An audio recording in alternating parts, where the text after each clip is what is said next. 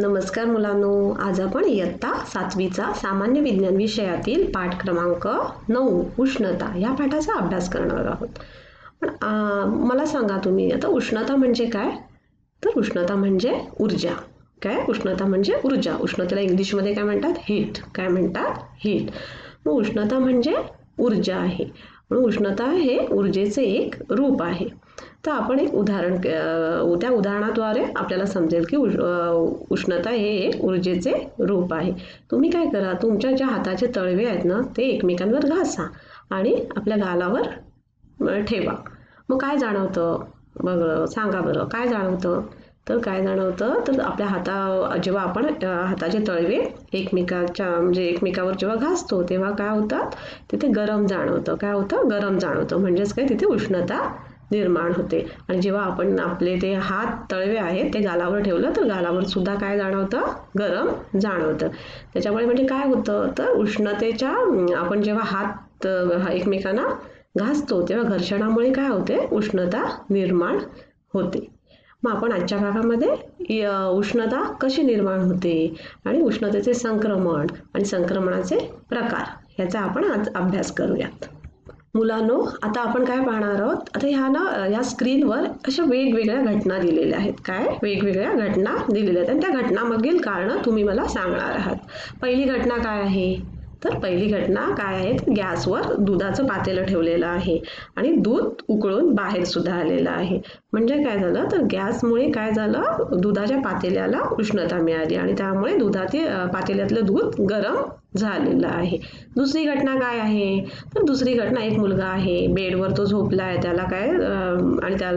त्याने पांघरून घेतलंय आणि त्याच्या तोंडामध्ये थर्मोमीटर आहे, अशी ही घटना आहे. म्हणजे त्याला ताप आला असेल असं म्हणजे ह्या घटनेमध्ये तर दिसतंय.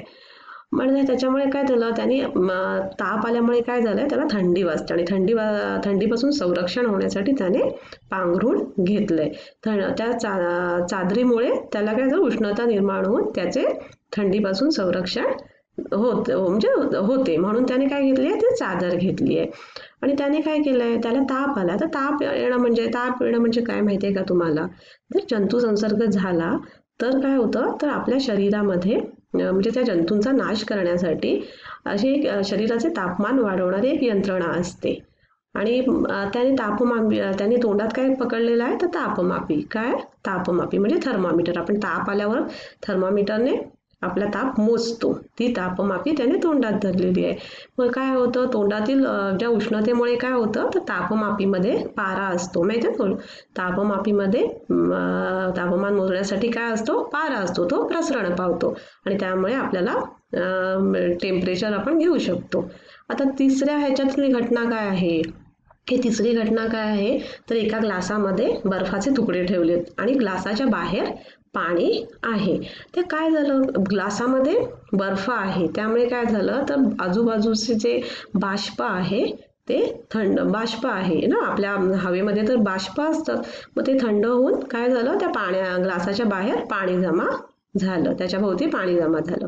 तर चौथी काय घटना आहे? तर काही लोक शेकोटी आहे ना, ती शेकोटी जवळ बसलेली आहे. शेकोटी तुम्ही गावात म्हणजे आपण जर गावात गेलो तर गावामध्ये आपल्या थंडीच्या दिवसामध्ये बरीच माणसं अशी रात्री शेकोटी पेटवून बसलेली असतात. म्हणजे शेकोटीसाठी त्यांनी काय वापरलेलं असतं? लाकडे, म्हणजे पानं, पुन्हा काट्या कुट्या अशा काहीतरी पेटवून जाळ तयार करतात आणि मग त्या जाळीतून काय होते? उष्णता निर्माण होते आणि मग त्या थंडीपासून संरक्षण होण्यासाठी अशी शेकोटी पेटवली जाते. तुम्ही कधी अनुभव घेतलात का शेकोटीचा?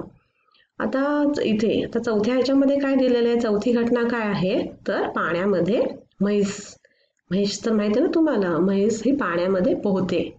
का माहिती आहे का? तर दुपारी वगैरे उष्णतेच्या म्हणजे सूर्याच्या उष्णतेमुळे तापते. हिचं म्हणजे म्हशीचं अंग प्रचंड तापतं आणि म्हशीचा रंग कसा असतो?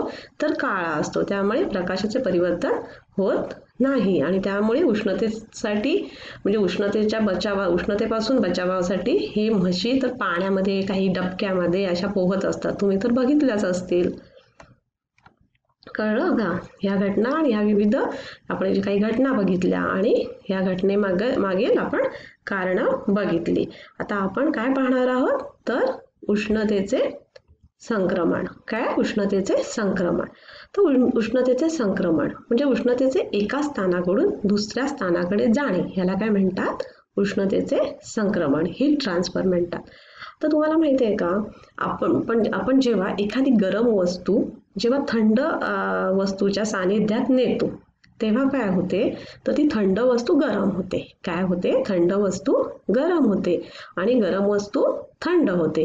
तर मी तुम्हाला एक उदाहरण देते. जेव्हा तुम्ही सकाळी शाळेत लवकर जात असता आणि जर तुम्हाला दूध प्यायचं असेल तर दूध थंड होण्यासाठी आई काय करते, तुमची एका पातेल्यात काय करते, पाणी घेते आणि दुधाने भरलेला ग्लास त्या भांड्यात ठेवते, म्हणजे पाण्याने भरलेल्या भांड्यामध्ये ठेवते. मग थोड्या वेळाने काय होतं, ते पाणी गरम होतं. काय होतं? पाणी गरम होतं आणि नंतर दूधही गरम होतं आणि काय होतं? दूधही गरम होतं. म्हणजेच काय, तर उष्णतेचे संक्रमण हे गरम वस्तूकडून थंड वस्तूकडे होते. कळलं? उष्णतेचे संक्रमण कशातून होते? गरम वस्तूकडून थंड वस्तूंकडे होते. उष्णतेचे संक्रमण म्हणजे काय, तर एका स्थानाकडून दुसऱ्या स्थानाकडे जाणे. उष्णतेचे एका स्थानाकडून दुसऱ्या स्थानाकडे जाणे. मला सांगा, आता तुम्ही आपला हिवाळा येतो, जेव्हा थंडीचा सीझन येतो की नाही, मग तेव्हा आपण सगळं स्वेटर का घालतो रे? का? मला सांगेल का कोणी? तर तुम्ही सांगाल का? हां, बरोबर. कशासाठी? तर आपल्याला म्हणजे थंडी वाजू नये म्हणून.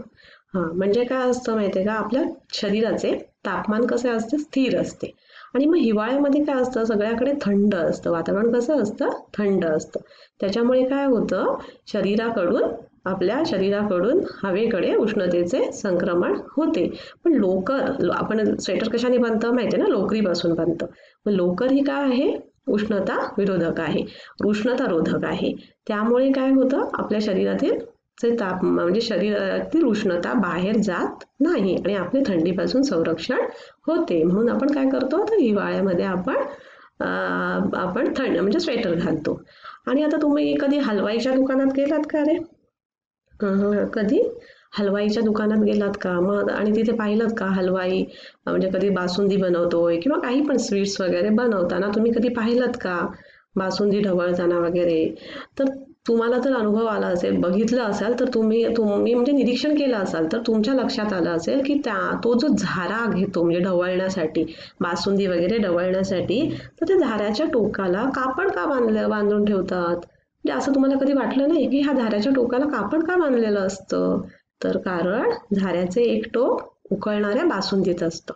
काय असतं? झाऱ्याचं एक टोक माहितीये ना, उकळणाऱ्या बासुंदीत असतं आणि त्यामुळे झारा हळूहळू तापत जातो.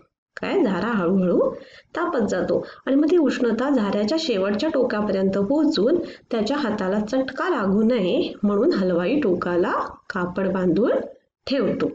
आता फुलपात्र म्हणजे एखादा स्टीलचा पेला, त्याच्या म्हणजे फुलपात्रातून गरम दूध पिताना आपण फुलपात्र रुमालात का धरतो? तर फुलपात्र म्हणजे काय, म्हणजे स्टीलचा पेला वगैरे असतो ना तो.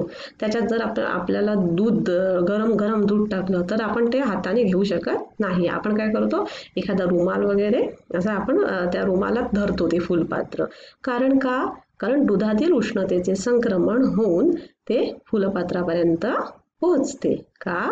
कारण दुधातील उष्णतेचे संक्रमण होऊन कुठे पोहोचते, ते फुलपात्रापर्यंत पोहोचते आणि म्हणून ते फुलपात्र खूप गरम होतं आणि आपल्याला त्याच्यासाठी ते रुमालात वगैरे घ्यावं लागतं, धरायला लागतं.